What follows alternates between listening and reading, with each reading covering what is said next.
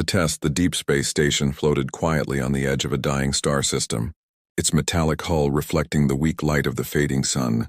Inside, corridors hummed with machines, scanners, and voices of many species working together under one fragile treaty. Humanity had joined this alliance only recently, but already suspicion followed every step they took. A young human officer named Daniel walked through the hall, his boots echoing against the steel floor. He was calm on the outside, but his heart carried a strange weight. For weeks now, rumors had circled that he was not just another officer. Some aliens whispered that his blood carried something ancient, something dangerous. He dismissed the talk as nonsense. Yet when the Alliance Council requested his DNA for a routine test, he felt uneasy. Daniel sat inside the sterile chamber. A small device scanned his blood, glowing with soft blue light around him. Two alien scientists watched carefully. One was tall with silver skin, the other short with many eyes blinking nervously. The machine beeped, then paused as if shocked. The taller alien leaned closer, its voice uncertain. "This cannot be right," it whispered. Daniel frowned. "What's wrong with it? Just tell me." The shorter alien adjusted the device, running the test again. The chamber filled with silence except for the hum of the scanner. When the screen lit up, their faces twisted in disbelief. The taller alien looked at Daniel with a mixture of fear and awe. "Your DNA does not belong to a single human line. It carries markers we have only seen in one place before. The royal bloodline of the Cathari." Daniel blinked, confused.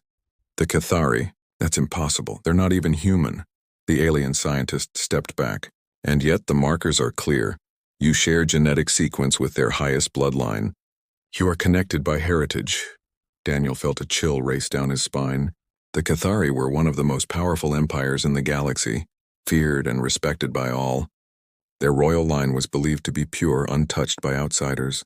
For a human to share that blood was unthinkable. If the Council heard this, it could break the fragile trust between species. Before Daniel could speak again, the heavy door slid open. A group of armored Cathari guards stormed inside. Their leader, tall and crowned with bone-like ridges, looked directly at Daniel. His deep voice rumbled like thunder. "You," the warrior growled. "Come with us now." The scientists froze. Too afraid to resist, Daniel stood slowly, his hands clenched. He could see it in the warrior's eyes. This was no simple escort. They had come because of the test. Someone had already leaked the result. Why? Daniel demanded, trying to sound braver than he felt. The Cathari leader's gaze hardened. "Because your blood carries the mark of our house, you may be more than you think. Or you may be a threat that must be erased." The guards closed in around him, cold blades glinting under the sterile lights. The shorter alien scientist whispered quickly, "Run, human, if they take you now. You may never return," but there was nowhere to run. Daniel felt the weight of 1,000 eyes pressing on him. He thought of Earth far away. He thought of his father who had raised him alone, never speaking of the mother he had lost. A deep unease spread in his chest. Had there been a secret hidden in his family all along? The Cathari leader gestured sharply, and the guards seized Daniel by the arms, pulling him toward the door. The taller alien shouted, "Stop! The council must be told." But the warrior silenced him with a glare. "This is no matter for the council. This is blood. This is destiny." Daniel struggled against their grip. But the guards were too strong as they dragged him into the corridor. Whispers spread like fire through the station. Humans and aliens alike turned to watch, eyes wide with fear. A human officer being taken by Cathari guards was not just a scandal. It was a spark that could ignite war inside his chest. Daniel's heart pounded with questions. Was he truly connected to the royal Cathari bloodline? If so, what did it mean? A bridge between two species, or a reason for one side to destroy him? As the door closed behind him and the lights of the corridor swallowed him in shadow, one thing was clear. His life would never be the same again. The test had exposed more than DNA. It had awakened a secret that could shake the stars. The royal claim Daniel was taken through twisting corridors deeper into the Cathari ship, docked at the station. The walls pulsed faintly with living metal, a strange blend of technology and biology that always unsettled him. The guards stayed silent, their heavy boots striking in perfect rhythm. The leader walked ahead, his long cloak brushing against the floor. Daniel tried to keep calm, but his thoughts burned. The DNA test was no mistake. He had seen the shock in the scientist's eyes. He wasn't just human anymore, not in their eyes. Something in his blood tied him to the Cathari throne. That truth alone was enough to throw the galaxy into chaos. They pushed him into a chamber filled with shadows and glowing red lines along the walls. At the center stood a tall figure draped in layered armor that gleamed like obsidian. Her presence was overwhelming, her eyes sharp and golden, fixed on Daniel as if she could see his soul. She was the Cathari High Matron, sister of the Emperor himself. The guards bowed low, leaving Daniel standing exposed before her. She did not bow, she did not blink. Instead, she stepped closer, her voice cold but filled with power. "You carry the mark of our blood," she said. "Who are your parents?" Daniel clenched his fist. "I don't know. My father raised me on Earth. He never spoke of my mother." Her eyes narrowed. "Convenient, a human child with royal blood and no story.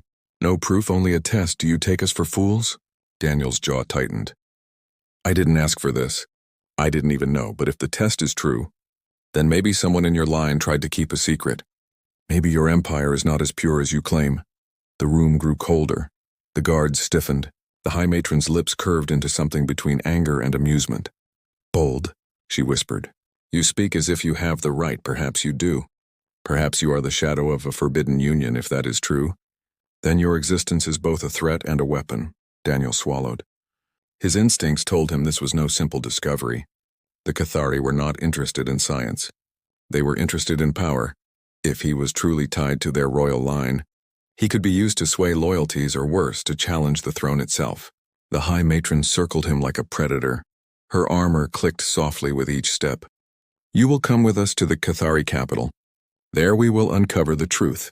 If you are false, you will be executed before the council. If you are true, the galaxy itself may burn." Daniel's chest tightened.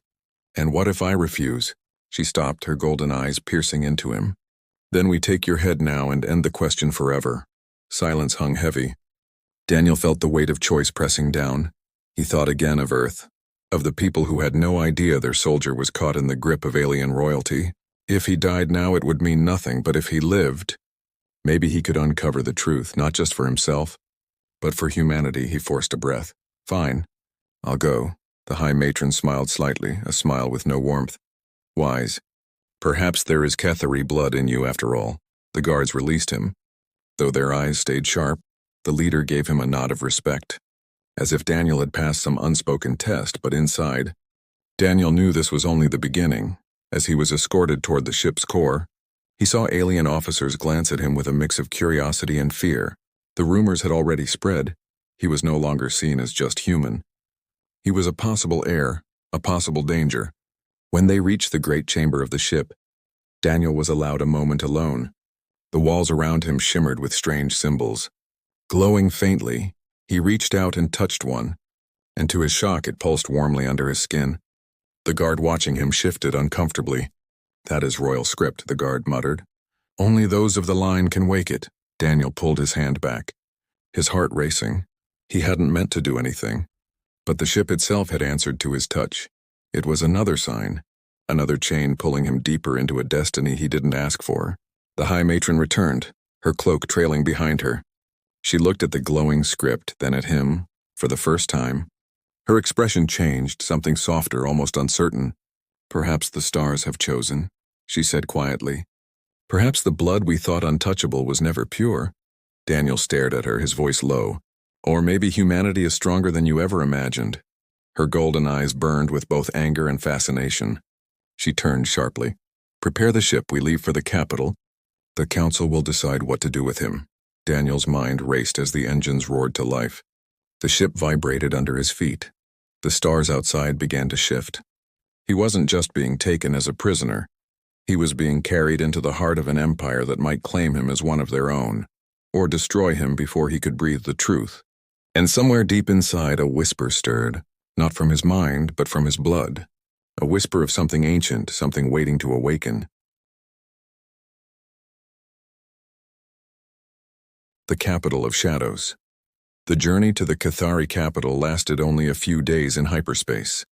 But for Daniel, it felt like years. The alien ship was alive, its walls pulsing with faint light, its corridors whispering with energy. He was given a chamber to stay in. Not a prison cell, but not freedom either. Every move he made was watched by the silent guards outside his door. He spent hours staring at the stars rushing past, His mind replayed the words of the High Matron. You will face the Council if you are false. You will die. If you are true, the galaxy may burn. That truth weighed heavier than the ship's gravity. At last, the ship emerged from hyperspace. The sight before him stole his breath. The Cathari capital floated above a gas giant, a sprawling ring world of glittering towers and colossal structures. Thousands of ships moved in tight formations, the air buzzing with control and discipline. This was no city. It was a fortress of power. When Daniel stepped out with his escort, every eye turned toward him. Crowds lined the vast platforms, aliens whispering, pointing. Some bowed low to the High Matron, but their gazes lingered on Daniel. The rumors had reached the capital, and now the whole empire watched. The High Matron walked beside him, her cloak flowing like a river of shadows. Do not speak unless asked, she warned. One wrong word here can be your death. They entered the great hall of the council, a chamber carved from black stone that reached high into the sky. Golden fire burned in suspended spheres, casting long shadows. At the center sat the Cathari Council. 12 figures draped in ceremonial armor, each with eyes that glowed faintly. Their silence was louder than thunder. The High Matron raised her hand, her voice echoing through the chamber. I bring before the council a matter of blood. This human carries our mark. The tests confirm it. The ship itself answered to him. Gasps rippled through the hall. Some council members leaned forward, their faces twisted with suspicion. Others narrowed their eyes, calculating. One elder, his ridged crown heavy with age, spoke first. Impossible. No outsider can carry the blood of the first line. The line was sealed, sacred, untouched, another counselor hissed. If true, it means betrayal, a secret union hidden from us. Or worse, manipulation by humans. Daniel stood tall, though his chest tightened. I never asked for this, he said firmly. I only know what the test showed. If your blood is in me, then it was hidden from me as well. But I will not bow to fear. The chamber filled with murmurs. Some were shocked at his boldness, others enraged. The High Matron watched him carefully, her golden eyes unreadable. The eldest counselor struck his staff against the ground. Silence. The hall stilled. He turned to Daniel. If your claim is true, then we must see proof with our own eyes. The throne relic will decide. It does not lie, Daniel frowned. The throne relic? The High Matron explained softly. A living artifact from the dawn of our empire. It knows the blood of the first line. If you are connected, it will reveal it. If not, it will consume you. Daniel felt a cold shiver crawl down his spine. Consume? She did not answer, but her silence was enough.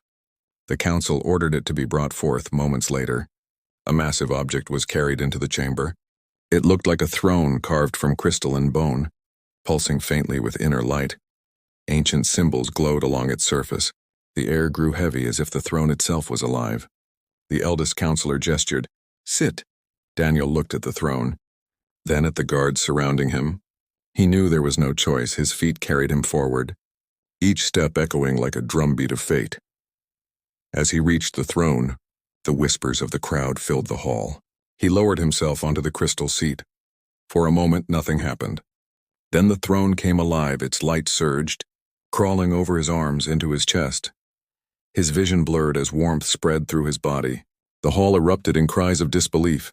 The throne glowed brighter, symbols pulsing like a beating heart. Daniel gasped, his hands gripping the armrests. He could feel something ancient moving inside him, a voice. A presence whispering in a language he didn't know yet, somehow understood. Blood of the first line, it said, returned, awakened, bound to stars and fire. The light engulfed him, his body glowing with golden patterns for the first time. The counselors themselves looked afraid. The High Matron's lips curved slightly, her whisper barely audible. It is true. The throne's glow faded, leaving Daniel trembling but alive. The symbols remained faintly etched across his skin before slowly fading. The hall was silent, every counselor staring at him. The eldest counselor spoke at last. His voice grave. Human or not, he carries the blood. The stars themselves have marked him. He cannot be ignored. Daniel rose slowly, his breath heavy. His eyes swept across the chamber. He had survived. But survival brought no peace. Instead, it chained him to a destiny he could not escape. The High Matron turned to the council. Then the choice is clear. He must be claimed. Or destroyed. For if left unchecked, his existence will tear the galaxy apart. And as the council debated, Daniel felt the truth sink into him like iron. He was no longer just a soldier of Earth. He was now a piece on the board of galactic power, a weapon or a king. The choice of blood. The council chamber trembled with unease after the throne relic had confirmed the truth. Daniel's chest still burned faintly from its light. His heartbeat thundered in his ears. But he stood tall. He would not let them see fear. The High Matron lifted her hand, silencing the whispers. Her voice was sharp as steel. You have seen it with your own eyes. The throne does not lie. He carries the mark of the first line. Some counselors stared at Daniel with awe, others with open hatred. A younger counselor slammed his fist on the arm of his chair. This is blasphemy. A human cannot be royal if the bloodline has been tainted. Then the empire itself is at risk, another spoke with measured calm. Perhaps this is not a curse. Perhaps it is an opportunity if his blood ties him to us. Then he could be bound by oath. He could strengthen the empire's hold over humans. Daniel clenched his fists. I will not be bound. I am human first, whatever your throne says. I don't belong to your empire. The chamber erupted into cries and arguments. His words struck like fire, dividing the council further. The eldest counselor rose, his ridged crown gleaming. Enough, the relic has spoken, but we decide his fate. Do we claim him as heir or end him here? The words cut through Daniel like a blade. He realized they truly debated his life as if he were nothing more than a tool, a treasure to keep or a threat to destroy.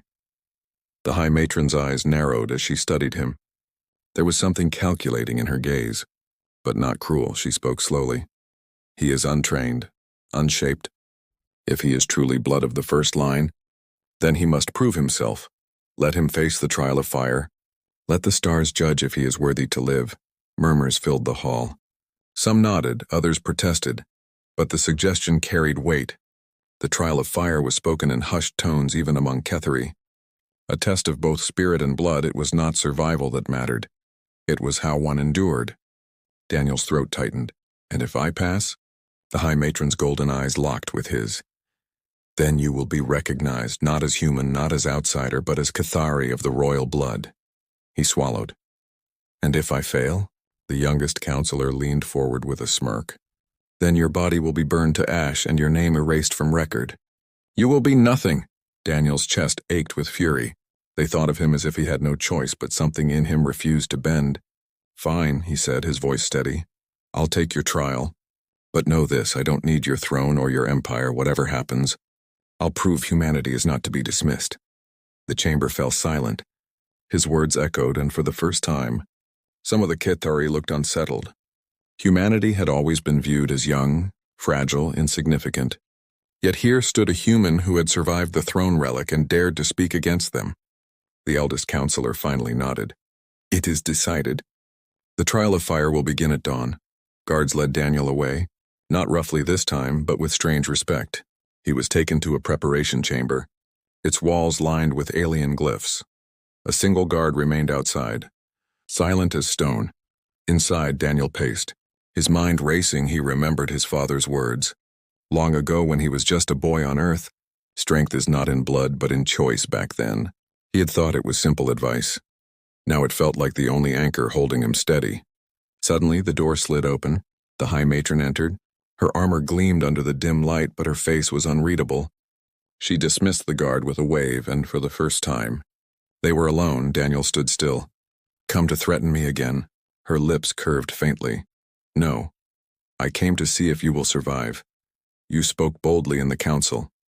That alone may save you or destroy you. He frowned. Why do you care? You wanted me taken. You wanted me tested. Her golden eyes softened. Just slightly. Because if you are what the relic says, then you are not only tied to us, you are tied to me. My brother, the Emperor, was not always faithful. There were whispers of a child born beyond the Empire. A secret he never admitted. Daniel froze, his mind racing. You're saying I could be his son? Her silence was the answer. She stepped closer, her voice a whisper. If that is true, then you are my blood, and your survival means more than power. It means family.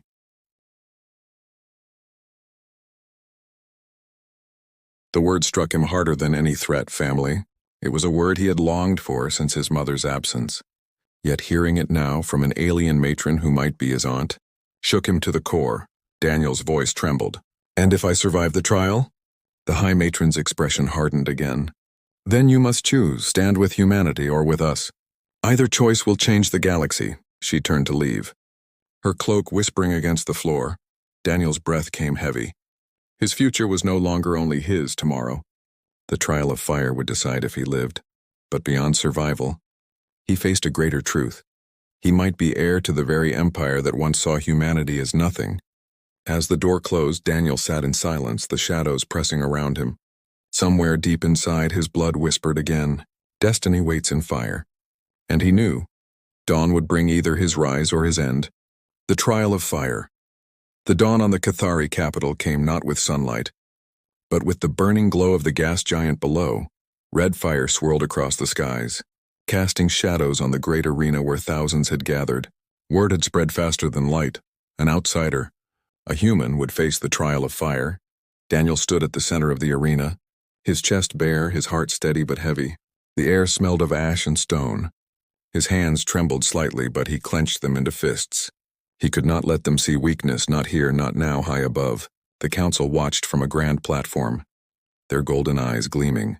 The High Matron sat among them, her face unreadable, but her gaze never left Daniel.